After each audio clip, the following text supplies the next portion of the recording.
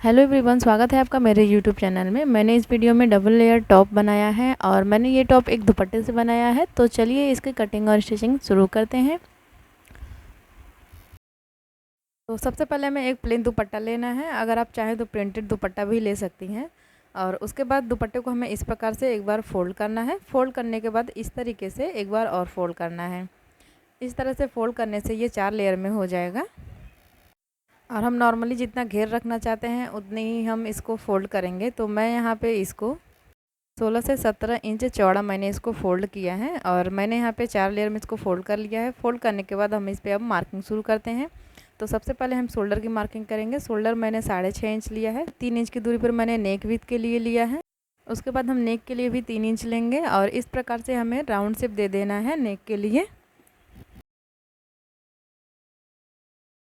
अब हम arm hole की मार्किंग करेंगे। तो आर्म होल मैं यहाँ पे 6.5 इंच की दूरी पर मार्क कर रही हूँ। और उसके बाद लेंथ की मार्किंग करेंगे। तो जितनी भी इस दुपट्टे की लेंथ है मैं वो टोटल लेंथ ले रही हूँ। और यहाँ पे हम चेस्ट की मार्किंग करेंगे। तो चेस्ट का चौथा हिस्सा लेंगे और 1 इंच मैं यहाँ पे एक्स्ट्रा ले रही हूँ लूजिंग के लिए और स्टिचिंग के लिए। इस प्रकार से मार्क करने के बाद हम यहाँ पे राउंड शेप दे देंगे आर्म होल के लिए। और ये आर्म होल हम 1 से 1.5 इंच की ऊंचाई पर इस प्रकार से मार्क करते हैं।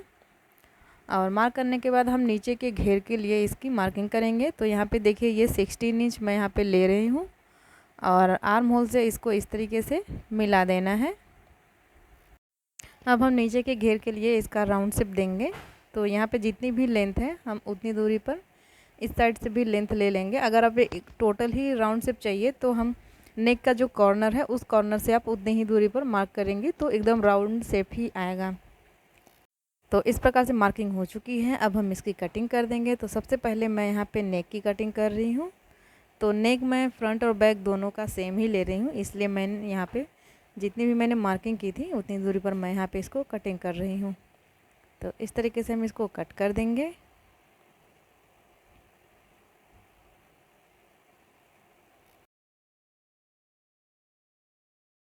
यहाँ पे मैंने इसको कट कर दिया है। मैं इसको खोल के इस तरीके से दिखा देती हूँ। तो ये हमारा फ्रंट और बैक दोनों का अपर पार्ट है। अब हम इसके इनर पार्ट की कटिंग करेंगे।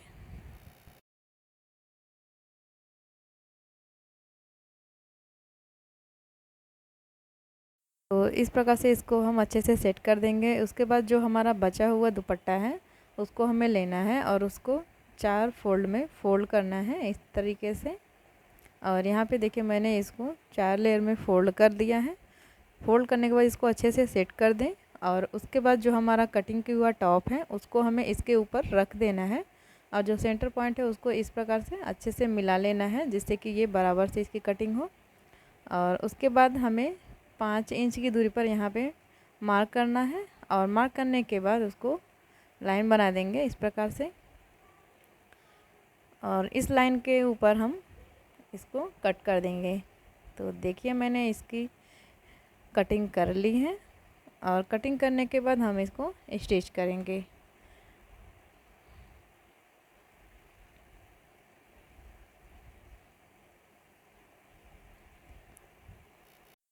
तो यहाँ पे दोनों पार्ट की कटिंग हो चुकी है, जो हमारा छोटा वाला पार्ट है उसका भी और जो बड़ा वाला पार्ट है उसका भी।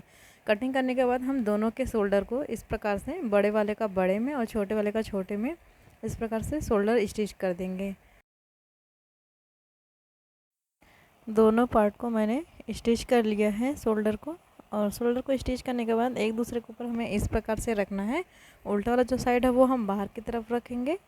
जो हमारा स्टिच वाला जो उल्टा साइड है उसको हम बाहर पे रखेंगे और सीधी वाली साइड हम एक दूसरे के आमने सामने रखेंगे। देखिए यहाँ पे मैं आपको पास से दिखा दे रही हूँ। तो यहाँ पे देखिए ये स्टिच वाला ऊपर है और दूसरा जो स्टिच वाला है वो नीचे है। और इस प्रकार से स्टिच करने के बाद हम इसके नेक के ऊपर यहाँ पे सिलाई चलाएंगे। तो दोनों को मिलाते हुए मैंने यहाँ पे स्टिच कर लिया है। और स्टिच करने के बाद इसमें हम कट लगा देंगे छोटे छोटे, ताकि इसकी जो फिनिशिंग है वो अच्छे से आए, हमारा नेक मुड़ा मुड़ा ना रहे। और इस प्रकार से हम इसको अंदर की साइड में हम डाल देंगे। और उसके बाद हम यहाँ पे नेक पे एक और सिलाई चलाएंगे जिससे कि हमारा जो नेक है वो अच्छे से सेट हो जाए, अच्छे से वो सिलाई उससे बैठ जाए। तो यहाँ पे हम इस पर स्टिच कर देंगे। तो मैंने यहाँ पे नेक पे सिलाई चला दी है, आप एकदम किनारे पर ही इसकी सिलाई करें। और इस तरीके से सिलाई करने के बाद हम इसमें आर्म होल को भी स्टिच करेंगे। तो सबसे पहले कपड़े को हमें इस प्रकार से फ़ोल्ड करना है। फ़ोल्ड करने के बाद जो हमारा दूसरा वाला साइड है उसके आर्म होल के अंदर हमें इसको कपड़े को इस प्रकार से रख देना है और दोनों के किनारे को हमें इस तरीके से पकड़ करके इसके आर्म होल पर सिलाई चलानी है। और सिलाई चलाने के बाद यहाँ पे इसमें कट लगा देना है और कट लगाने के बाद इसको हम पलट लेंगे।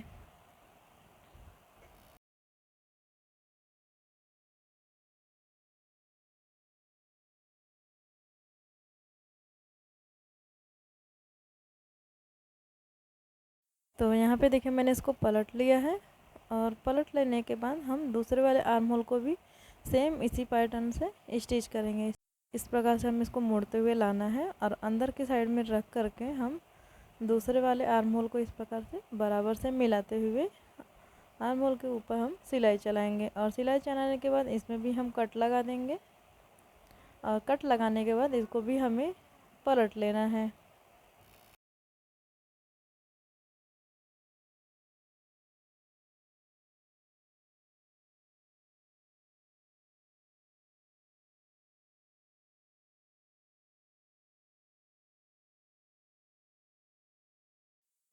तो यहाँ पे देखिए मैंने इसको पलट लिया है। इसको अच्छे से एक बार बाहर की तरफ निकाल लेंगे और पलटने के बाद देखिए इसका लुक इस प्रकार से आया है।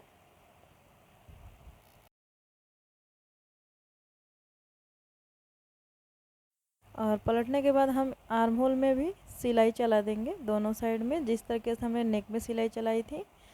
तो यहाँ पे देखिए मैंने दोनों आर्म होल पे सिलाई चला दी है। और सिलाई चलाने के बाद हम इस तरीके से इसको फोल्ड करेंगे। तो जो हमारा छोटा वाला पार्ट है उसके ऊपर हमें सिलाई चलानी है और इस तरीके से सिलाई हमारी जो है वो अंदर की साइड में होगी। तो इस तरीके से हम इसको स्टिच कर लेंगे और स्टिच करने के बाद सेम उसी प्रकार से हम बड़े वाले पार्ट को भी स्टिच करेंगे। इस प्रकार से देखिए जैसे हमने छोटे वाले पार्ट को स्टिच किया है उसी तरीके से हम बड़े वाले पार्ट को बराबर से रखेंगे दोनों साइड को और इस प्रकार से बराबर से मिलाते हुए हम इसके ऊपर आधे इंच की दूरी पर सिलाई चला देंगे। तो दोनों साइड में मैंने इसको स्टिच कर लिया है।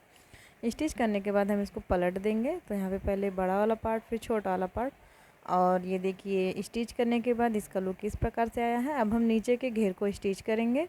तो नीचे के घेर में आप चाहें तो इसको फोल्ड करके स्टिच कर सकती हैं, पर मैं यहाँ पे इसमें पीको करूँगी, आप अपने अकॉर्डिंग कर लीजिएगा। तो मैं आपको पीको करने के बाद दिखाती हूँ। तो यहाँ पे आप देख सकती हैं ये पीको करने के बाद ये इस प्रकार से आया है। तो इसी तरह से आप अपने किसी भी दुपट्टे से एक सुंदर सा टॉप बना सकती हैं। तो इस वीडियो को पूरा देखने के लिए आपका बहुत बहुत धन्यवाद। प्लीज़ वीडियो को लाइक करिए, शेयर करिए और अगर आपने मेरे चैनल को सब्सक्राइब नहीं किया है तो चैनल को सब्सक्राइब करिए। Thank you.